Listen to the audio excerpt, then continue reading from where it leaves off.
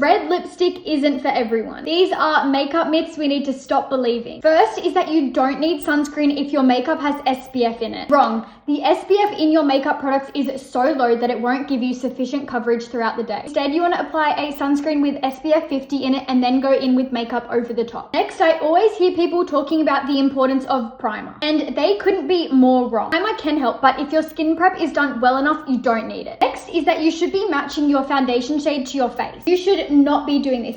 Instead, you want to match your foundation to your neck because you'll be covering your face with foundation anyway, so matching to your neck will give you the most cohesive look. This is a myth that many makeup brands have created, and that's the fact that you can have perfect and creaseless under eyes. And this is so false because all eyes have creases, and so of course your concealer is going to settle into that. There is such a big myth that high-end makeup is better than drugstore, but this cannot be further from the truth. For example, this She Glam powder is $5, but it works so well. Maybe the packaging will be a little bit cheaper, but a good dupe, which there are plenty of, will always work. Another myth is that if you have redness on your face, you shouldn't use blush. I have to admit, I believed this for so long because I just thought it was counterintuitive to add blush after I did all of this work with foundation to cover my redness. But I promise you, the moment you start wearing blush, your makeup will look its best. Next, people always say to match your eyebrows to your hair color. For me, this would mean walking around with orange brows, and if you had darker hair, walking around with black eyebrows, which can look like caterpillars. What I recommend doing is going in a few shades lighter on your brows.